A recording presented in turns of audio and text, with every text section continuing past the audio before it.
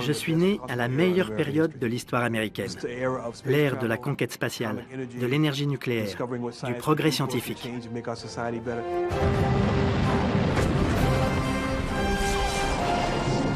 C'était aussi la paranoïa de la guerre froide. Un conflit atomique allait éclater d'un moment à l'autre. Mais voyager dans l'espace, quelle merveille! Il y avait donc la bonne et la mauvaise science. Et un tout nouveau genre de super-héros est né, comme une explosion atomique.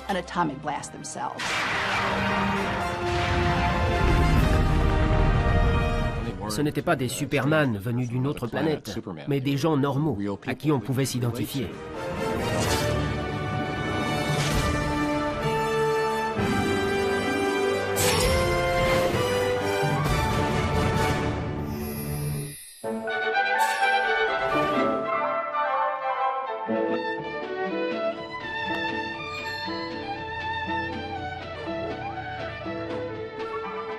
These are your neighbors. People like you, with time for leisure, time for modern living.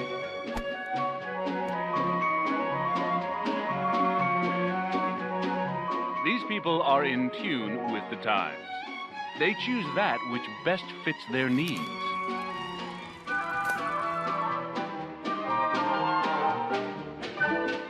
These are the choices of convenience, something the whole family can enjoy.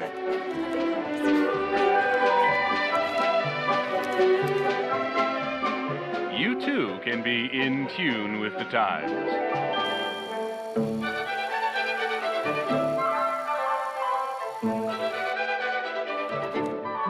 Au début des années 60, les bandes dessinées de Superman, Batman, Wonder Woman et Green Lantern font de DC le leader de l'univers comics. Sally, do your homework. Marvel a du mal à rester à flot avec ses vieux titres humoristiques comme Millie the Model et ses westerns comme Kid Colt Outlaw. Ça faisait 20 ans que je sortais ces magazines. J'en avais jusque-là. J'avais envie d'autre chose. J'en ai parlé à ma femme qui m'a dit « Stan, avant de partir, crée quelque chose qui te plaise vraiment, qui s'adresse à un public intellectuellement plus évolué. » J'ai eu l'idée des 4 Fantastiques.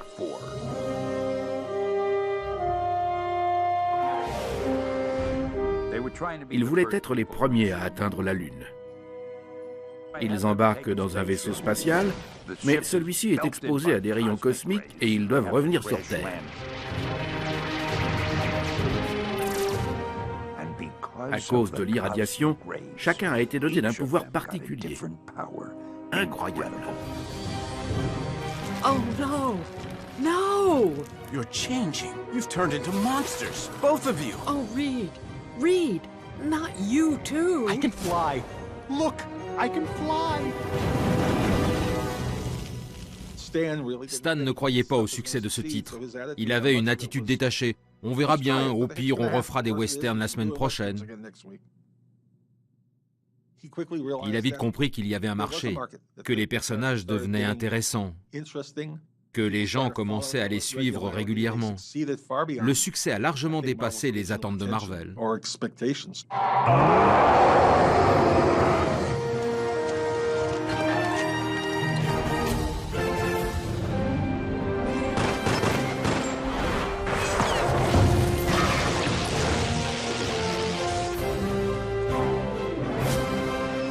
Stan Lee fait appel au grand dessinateur Jack Kirby et ensemble, ils créent un nouvel univers chez Marvel.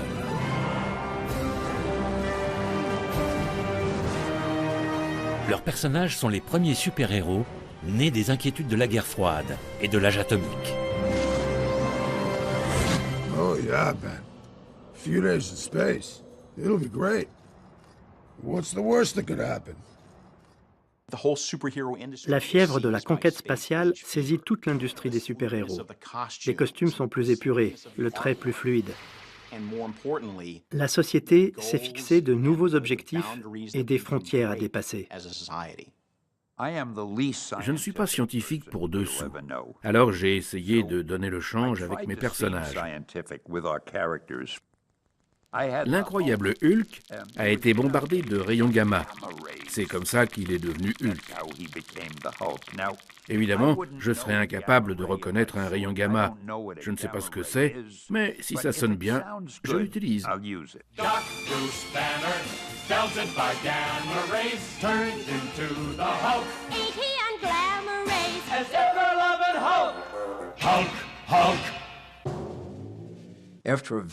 Après une période très difficile dans les années 1950 et au début des années 1960, où l'industrie des comics s'est pratiquement effondrée, Marvel a fait un retour fracassant parce que Stan Lee a donné une nouvelle dimension à ses personnages.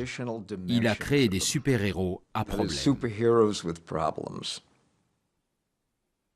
Encouragé par le succès des 4 Fantastiques et de l'incroyable Hulk, Lee demande à Steve Ditko, l'un de ses collaborateurs attitrés, d'imaginer une trame différente. Je déteste les partenaires adolescents, mais j'ai pensé qu'il serait intéressant de créer un personnage qui ne soit pas un faire-valoir, mais un héros à part entière. Ce sera une première.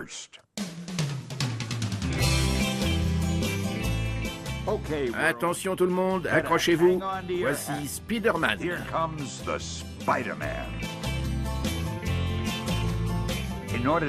Pour le rendre crédible, je me suis demandé comment sont les adolescents. Ils ont plus de problèmes. L'adolescence, c'est l'enfer. J'ai donc voulu un personnage qui n'avait jamais assez d'argent, qui n'était pas le plus populaire du lycée, qui n'avait pas de succès avec les filles, mais qui devait avoir certaines qualités. Il était bon en sciences.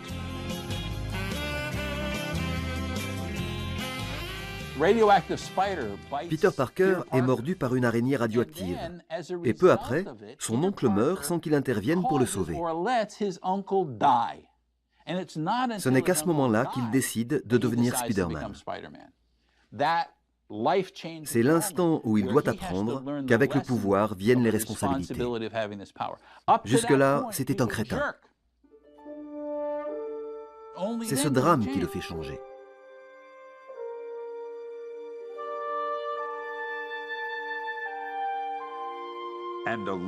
Et une silhouette mince, silencieuse, s'enfonce lentement dans l'obscurité, consciente enfin que dans ce monde, un grand pouvoir implique toujours de grandes responsabilités.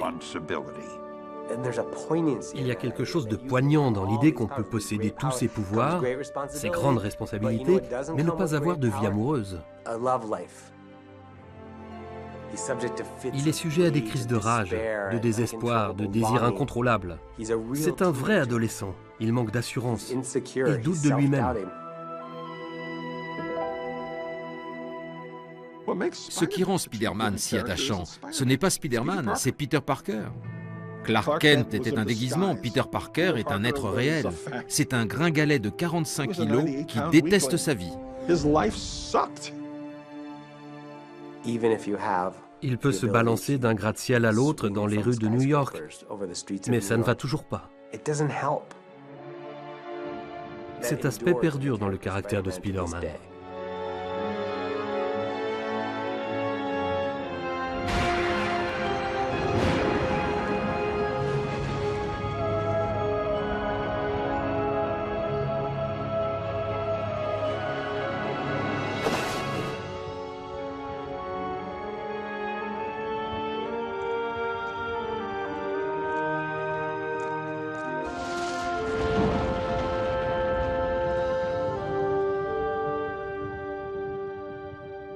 Spider-Man devient le personnage de comics le plus populaire depuis Superman.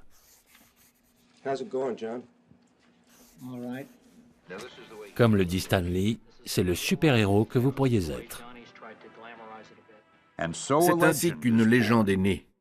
Bienvenue dans l'ère des comics Marvel.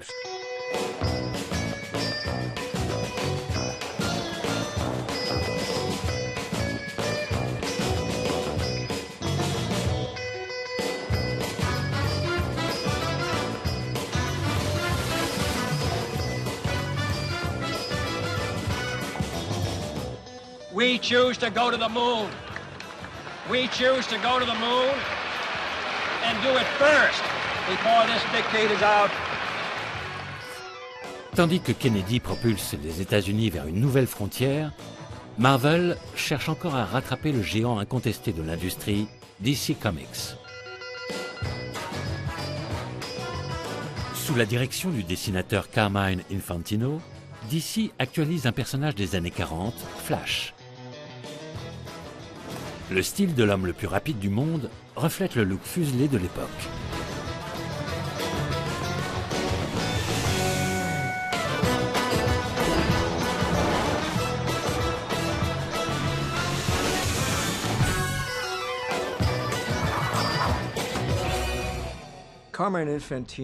Dès ses débuts, Carmine Infantino était un maître du style. Il a apporté de la fluidité à cette forme d'art que sont les comics. L'image semblait toujours en mouvement, ce qui convenait particulièrement bien à son travail sur Flash, qui est basé sur le mouvement.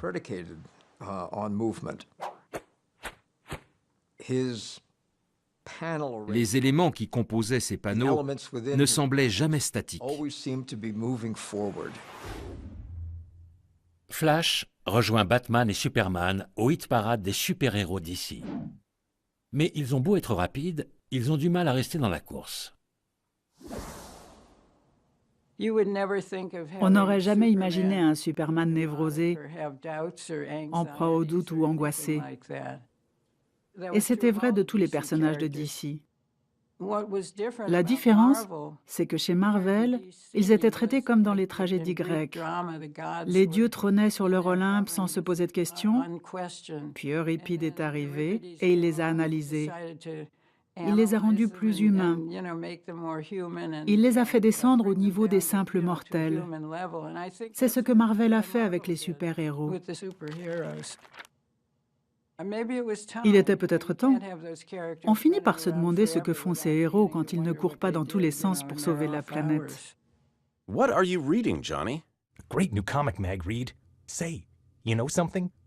I'll be doggone if this monster doesn't remind me of The Thing. Very funny. Je me suis demandé comment ces personnages agiraient s'ils existaient vraiment, histoire d'injecter un peu de réalité. Stan a inventé un dialogue différent, plus populaire, et ça a marché. You belong, you belong, you belong, you belong to the Merry Marvel Marching Society. March along, march along, march along to the song of the Merry Marvel Marching Society.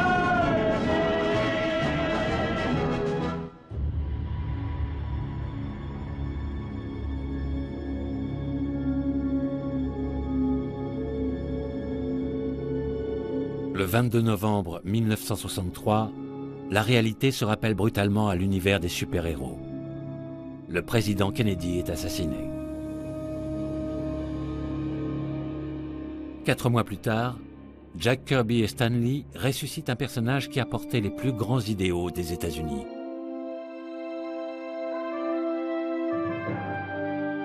Captain America.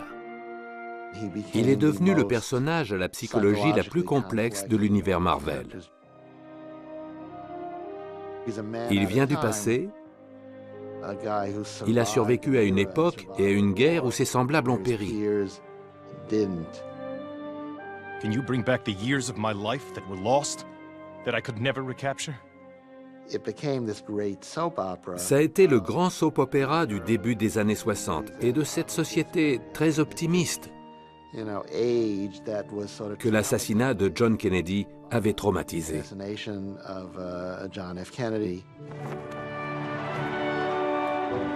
Let this be our answer to the scoffers and the doubters. To those who think democracy has lost its resolve, wherever the deadly specter of tyranny looms, the spirit of free men, proud and united, will drive it from our shores. Mon père était un vétéran de la guerre de Corée, et Captain America représentait une chose précise pour lui.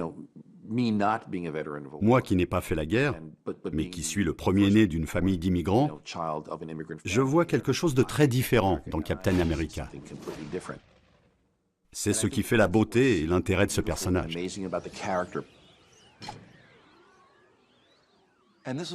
C'était avant la guerre du Vietnam. Avant qu'on s'interroge sur ce que cela signifie d'être patriote et d'être américain. Jack Kirby a réinventé le langage visuel des comics au moins 2 fois. Au milieu des années 60, son art avait atteint un nouveau sommet. Ce qu'il créait n'avait jamais été fait auparavant. Dès lors, je l'ai considéré comme une référence. Il y a les artistes pré-Jack Kirby et post-Jack Kirby.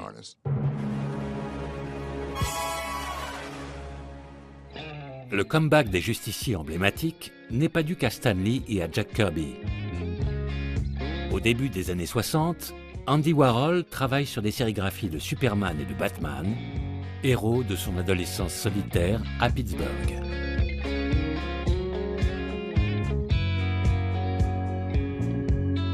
Et c'est encore Superman qui décore sa première vitrine pour le grand magasin Bonwit Teller sur la 5e avenue.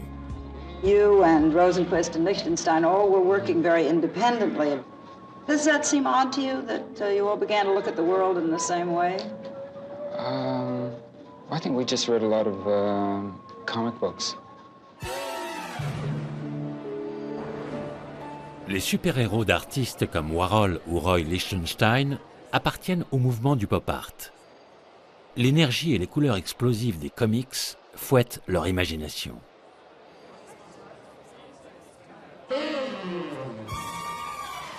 For many years, the Parkhurst Galleries have been known for their exhibitions and auctions of art that have stood the test of time.